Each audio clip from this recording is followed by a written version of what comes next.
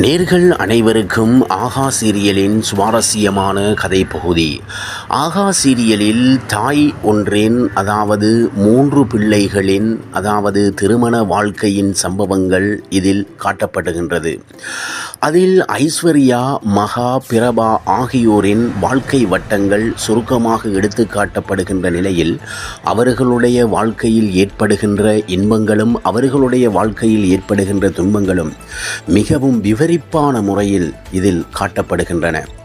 இதில் ஐஸ்வர்யாவின் குடும்ப வாழ்க்கை மிகவும் துன்பகரமான வாழ்க்கையாக இருந்த போதிலும் தான் பல வகையான பொறுமைகளுடன் தன்னுடைய வாழ்க்கையை நகர்த்தி செல்வதே நோக்கமாக கொண்டுள்ளாள் ஐஸ்வர்யா.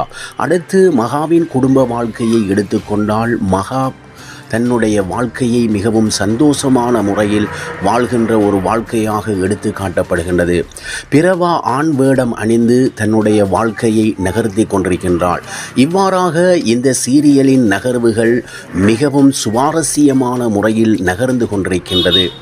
மகாவின் வாழ்க்கையை எடுத்துக்கொண்டால் மகாவின் வாழ்க்கை இன்பகரமானதாக, சூர்யா தாகத்துக்கு தண்ணீர் புகட்டுகையிலே அந்த இன்பமான வாழ்க்கை இதில் மிகவும் அழகாக சித்தரிக்கப்படுகின்றது. இவ்வாறான கணவன் மனைவி இடையிலான பாசப்பிணைப்பை எடுத்து காட்டும் ஒரு மிகவும் நல்ல சீரியலாக இந்த சீரியல் காட்டப்படுவது எல்லோரையும் வியப்படைய வைக்கின்றது. அடுத்து ஐஸ்வர்யாவின் துன்பகரமான வாழ்க்கை மிக விரைவில் எல்லோருக்கும் வியப்பான முறையில் சரியான ஒரு வாழ்க்கையாக வெளிவருமா? அடுத்தது பிரபாவின் வேடம் என்ன? அடுத்தது ஐஸ்வர்யாவின் எதிரிகள் சூழ்ந்து கொண்டாலும் அந்த ஐஸ்வர்யா அந்த எதிரிகள் எல்லாவற்றையும் முறியடைத்து தன்னுடைய வாழ்க்கையை வெற்றி கொள்வாளா?